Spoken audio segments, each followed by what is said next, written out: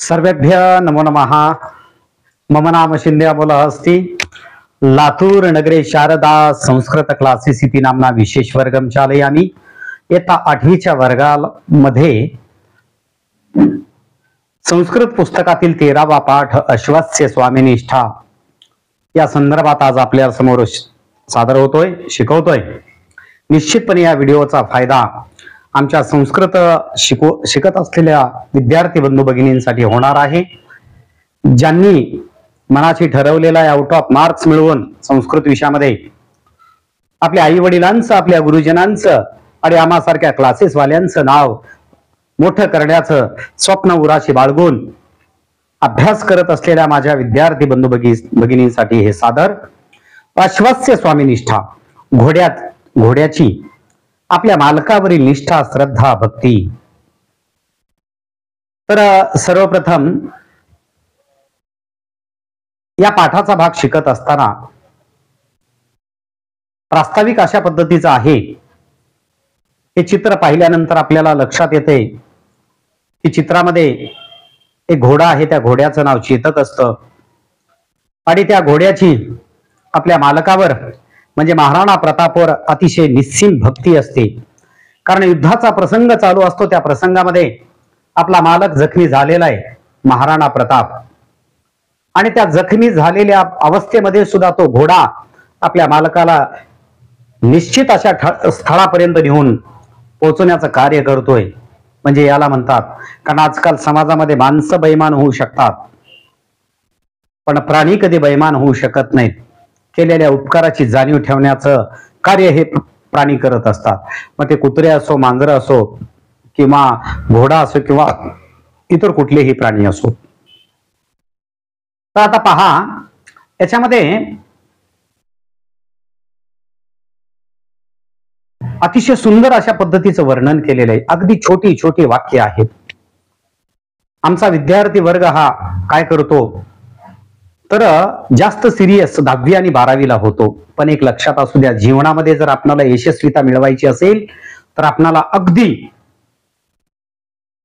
संस्कृत विषय 8वी पासून चालू आहे, तर 8वी पासूनच बेसिक आपल्याला चांगल्या प्रकारे आलं पाहिजे।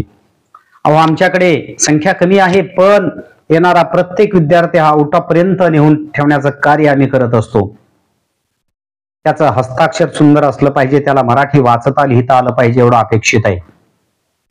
निश्चितपणे तो विद्यार्थी आउट ऑफ पर्यंत जाऊ शकतो। कारण वेगवेगळ्या प्रकारच्या टेक्निकच्या माध्यमाने आम्ही विद्यार्थ्यांना शिकवतो आणि आता तर क्लासमध्ये प्रोजेक्टर आलेला आहे, त्याच्यामुळं विद्यार्थी खुश, आम्ही सुद्धा खुश।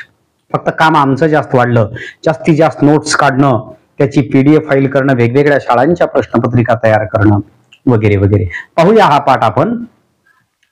आता ही प्रस्तावनेच्या नंतर म्हणजे नेमकं चित्र या पाठात काय सांगितले हे लक्षात आलं आपल्या। आता याच्यातला संधी विग्रह महत्वाचा आहे, आपण तो कंटिन्यू मध्ये घेऊया। मध्यान्ह समय, भर दुपारची वेळ, सर्वत्र नीरवता, सगळीकडे शांतता, मार्गः अपि निर्मनुष्य, म्हणजे रस्त्यावर कोणी सुद्धा मनुष्य नव्हता। तदा एव, तेव्हाच, कह अपि अश्वः मार्गे धावती, तिथं कोपी आहे, मी वाचलंय कह अपि, म्हणजे गद्याचं वाचन करत असताना संधी विग्रह करून वाचायचंय, पद्याचं वाचन आणि लिखाण करताना आपल्याला संधियुक्तच करायचंय। पद्याच्या बाबतीमध्ये अन्वयार्थ लिहिताना आणि त्या श्लोकावर आधारित प्रश्नांची उत्तरं लिहित असताना संधी विग्रह करून लिहायचंय, आणि गद्यावर आधारित वाचन असेल, लेखन असेल किंवा प्रश्नाचं उत्तर असेल, संधी विग्रह करूनच लिहिणं अत्यंत आवश्यक आहे। तेव्हाच कोणीतरी अश्वः मार्गे धावतो, कोणता तरी एक घोडा रस्त्यावर धावतो, पळतो। तस्य एकः पादः व्रणितः, त्याचा एक पाय जखमी झालेला असतो। सह कष्टेन वेदनाम सहते, तो अतिशय कष्टाने, त्रासाने तो त्रास, वेदना सहन करत असतो। तथा अपि, तथा अधिक अपि, तथा अपि त्रिभिः पादैहि, तरी सुद्धा तो आपल्या 3 पायांवर यथा कथम अपि सह धावती, यथा कथम अधिक अपि, तो कसे बसे तरी 3 पायांवर तो पळतो। तस्य पृष्ठे उपविष्टः अस्ति तस्य स्वामी, आणि त्याच्या पाठीवर बसलेला त्याचा तो मालक असतो. तस्य स्वामी शस्त्र प्रहारही व्रणितः, आणि त्याचा मालक शस्त्राच्या प्रहाराने जखमी झालेला असतो. तळार्थ इथपर्यंत. भर दुपारची वेळ, सगळीकडे शांतता, रस्ता सुद्धा निर्मनुष्य. तेव्हाच कोणीतरी एक घोडा रस्त्यावर पळत असतो. त्याचा एक पाय जखमी झालेला असतो. तो कष्टाने त्रास सहन करत असतो, तरी सुद्धा 3 पायांवर कसे बसे तरी तो पळत असतो. त्याच्या पाठीवर त्याचा मालक बसलेला असतो. त्याचा मालक शस्त्राच्या, तलवारीच्या मारांनी, धनुष्यबाणाच्या मारांनी तो जखमी झालेला असतो. अविरतम धावनेन अश्वः अतीव श्रांतः जायते. सतत पळत राहिल्यामुळे तो खूप थकून गेलेला असतो. सह वेगेन धावितुम असमर्थः भवति. तो वेगाने पळण्यासाठी, जोरात पळण्यासाठी असमर्थ असतो. अतः मंदम धावितुम प्रारभते. म्हणून तो हळूहळू पळायला सुरुवात करतो. परम न एव विरमती सह. परंतु तो थांबत नाही, कारण जो थांबला तो संपला. म्हणून माझ्या विद्यार्थी बंधू भगिनींनो, अभ्यासाच्या बाबतीमध्ये कधीच थांबू नका. आपल्या आई वडिलांचं स्वप्न आपल्या उराशी बाळगून आउट ऑफ मार्क्स मिळवून त्यांचं आणि गुरुजनांचं नाव रोशन करणं हे तुमचं कर्तव्य आहे. कारण तुम्हाला विद्यार्थी म्हटलं जातं. विद्यार्थी म्हणजे जो जास्तीत जास्त ज्ञान प्राप्त करतो त्याला विद्यार्थी असं म्हटलं जातं. या ठिकाणी वर एक संधी विग्रह होता, संधियुक्त शब्द आहे. धावितुम अधिक असमर्थः. हलंत मच्या पुढं अ आलं, पूर्ण म झालं. धावितु म समर्थः. परम नैव विरमती न एव विरमती सह. परंतु तो थांबत नाही. अधुना अधुना ग्रामः समीपे एव. आता गाव जवळच आहे. तत्र स्वामिनम नयामी संरक्षामी च. आणि मी तिथे माझ्या मालकाला नेतो आणि त्यांचं संरक्षण करतो. परम मार्गे विस्तीर्ण जलप्रवाह. परंतु रस्त्यामध्ये एक अशा पद्धतीचा दीर्घ विस्तीर्ण असा पाण्याचा प्रवाह असतो. अधुना किम करणीयम. आणि आता काय बरे करावे. इति चिंतयति अश्वः. अशा प्रकारचा तो घोडा विचार करत असतो. क्षीणः व्रणितः च अश्वः. क्षीणः थकलेला, च आणि व्रणितः जखमी झालेला. थकलेला आणि जखमी झालेला तो घोडा तम उल्लंघयितुम असमर्थः. त्या प्रवाहाला ओलांडण्यासाठी असमर्थ असतो. उल्लंघयितुम अधिक असमर्थः. हलंत मच्या पुढं अ आलं, म पूर्ण झालं. उल्लंघयितु म समर्थः हा संधियुक्त शब्द, आणि उल्लंघयितुम अधिक असमर्थः हा संधी विग्रहाचा शब्द. किंतु समयः अल्पः. परंतु वेळ खूप कमी असतो, कारण पाठीमागून शत्रू पळत येत असतात. कथम अपि प्राणान अविगणय. कसे बसे तरी आपला जीव न मोजता, जीवाची पर्वा न करता, सह जल प्रवाहम उल्लंघयति. तो पाण्याचा प्रवाह ओलांडतो. अपर तीरम गत्वा भूमो पतती. आणि दुसऱ्या काठावर जाऊन तो जमिनीवर पडतो. तेन आघातेन स्वामी अपि भूमो निपतती. आणि त्या झटक्याने, त्या आघाताने, ती उडी मारल्यामुळं तो त्याचा मालक सुद्धा जमिनीवर पडतो. किंचित काल अनंतरम स्वामी संज्ञाम लभते. काही काळानंतर त्या मालकाला जाग येते, होश येतो. सह अश्वस्य समीपे आगच्छति. तो घोड्याच्या जवळ येतो. स्नेहेन अश्वस्य शरीरम स्पृशति. आणि प्रेमाने त्या घोड्याच्या शरीराला स्पर्श करतो. भूमो पतितः अश्वः अपि. जमिनीवर पडलेला तो घोडा अपि सुद्धा स्वामीनं पश्यते. आपल्या मालकाला पाहतो. समाधानेन प्राणान त्यजेति च. काय प्रसंग असेल तो विचार करा. आपल्या डोळ्यासमोर ते चित्र उभा राहणं अत्यंत आवश्यक आहे. काय तो प्राणी आणि काय तो मालक. त्या आपल्या मालकाला तो अतिशय समाधानाने पाहतो. प्राणान त्यजती च, आणि आपला मालक सुरक्षित आहे आणि आपण आपलं कर्तव्य प्रामाणिकपणे पार पाडलेलं आहे ही भावना त्याच्या मनामध्ये निर्माण होते आणि मग तो जखमी झालेला घोडा काय करतो, आपला प्राण त्याग करतो. खरंच माणसं प्राण्यांवर जीव लावले तर प्राणी सुद्धा जीव लावत असतात.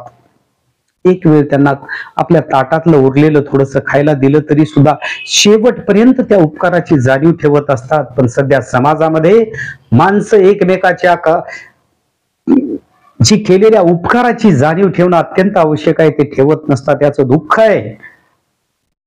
कह एषः नृपः, कोण बरे हा राजा, न्यायते वा, तुम्हाला माहिती आहे का, सह एव महाराणा प्रतापः, तोच महाराणा प्रताप राजस्थान राज्याचे मेवाड प्रदेशस्य नृपश्रेष्ठ, राजस्थान राज्याचा मेवाड प्रदेशाचा मेवाड प्रांताचा तो सर्वश्रेष्ठ राजा. कह एषः स्वामी भक्त अश्वः, मग कोण हा आपल्या मालकावर भक्ती असलेला श्रद्धा असलेला घोडा. एषः चेतकः नाम अश्वः, हा चेतक नावाचा घोडा. अश्वेषु आदर्शभूतः सह, सर्व घोड्यामध्ये तो एक आदर्श असा घोडा ठरला. तस्य स्मृत्यर्थम निर्मितम समाधीस्थलम, आणि त्याच्या आठवणीसाठी निर्माण केलेलं समाधीचं ठिकाण मेवाड प्रांते विराजते, मेवाड प्रांतामध्ये ते शोभून दिसतं.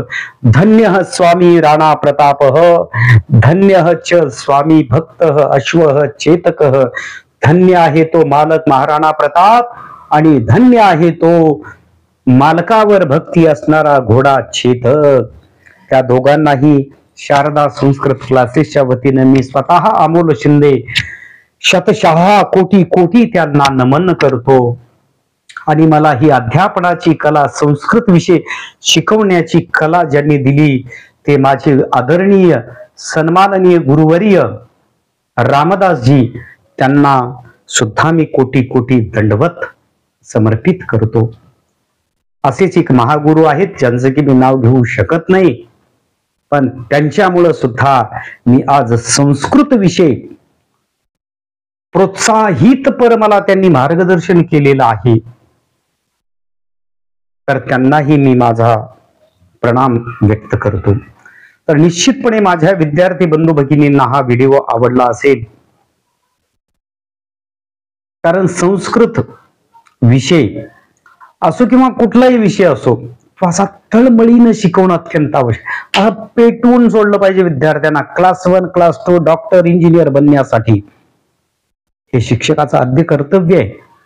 पण कोण कितपत आपलं कर्तव्य पार पाडते ते ज्यांनी त्यांनी ठरवावं. आणि खरा परीक्षक हा विद्यार्थी असो अशा पद्धतीचा हा पाठ आहे. आता या पाठावर आधारित आलेल्या प्रश्नांची उत्तर. मार्गः कीदृशः, रस्ता कशा प्रकारचा होता. मार्गः कीदृशः कुठं आलेला आहे ते परीक्षेत आपल्याला उतारा दिला जातो, त्यावर आधारित प्रश्नांची उत्तरं द्यायची असतात. मार्गः कीदृशः, मार्गः तो शब्द शोधावा लागेल आपल्याला. निर्मनुष्य दुसऱ्या ओळीमध्ये पहिला शब्द आलेला आहे. मार्गः निर्मनुष्य. प्रश्नार्थक शब्द शेवटी आला तर उत्तर लिहायचं आणि इति लिहायचं. मार्गः निर्मनुष्य इति. थोडासा कमी वेळामध्ये हा व्हिडिओ व्हावा यासाठी मी दुसरी फाईल आपल्या समोर शेअर करतोय, ज्याच्यावर की संधियुक्त शब्दांचा विग्रह वगैरे दिलेला आहे. आणि त्याचबरोबर प्रश्नांची उत्तरं सुद्धा मी स्वतः माझ्या हस्ताक्षरामध्ये लिहिलेली आहेत. तो व्हिडिओ आपण काय करूया, पाहूया. खरंच आपलं विद्यार्थ्यांचं कर्तव्य एकच आहे. येन केन माध्यमानं तो विद्यार्थी बनला पाहिजे, घडला पाहिजे. प्रत्येक पालक आपापले कर्तव्य पार पाडत असतो. विद्यार्थ्याला जर योग्य वेळी योग्य मार्गदर्शन जर लाभलं तर विद्यार्थी अगदी आउटापर्यंत मार्क्स मिळवू शकतो. त्याचा सार्थ अभिमान आहे. मार्गः कीदृशः, मार्गः निर्मनुष्यः इति. अश्वस्य पृष्ठे कः उपविष्टः अस्ति, घोड्याच्या पाठीवर कोण बसलेला असतो. अश्वस्य पृष्ठे तस्य स्वामी महाराणा प्रतापः उपविष्टः अस्ति. अश्वः किम उल्लंघयति, घोडा काय ओलांडतो? अश्वः विस्तीर्णम जल प्रवाहम उल्लंघयति. घोडा तो लांबट असणारा पाण्याचा प्रवाह ओलांडतो. स्वामी किम स्पृशती. मालक कोणाला स्पर्श करतो? स्वामी अश्वस्य शरीरम स्पृशती. प्रश्न निर्माणम करूत. स्वामी अश्वस्य समीपे आगच्छति. मालक घोड्याच्या जवळ येतो. मालक कोणाच्या जवळ येतो? साचीचे प्रत्यय षष्टीचे. मग अश्वस्य देवच देवस्य, किमच कस्य. स्वामी भूमो निपतती. मालक जमिनीवर पडतो. मालक कुठं पडतो? ठिकाण म्हणलं की सप्तमी, मतीप्रमाणे चालतो भूमो, भूमी शब्द. मग भूमो मतो मत्योहो मतीषु सप्तमी. कुत्र निपतती. शेवटी क्वेश्चन मार्क द्यायचंय.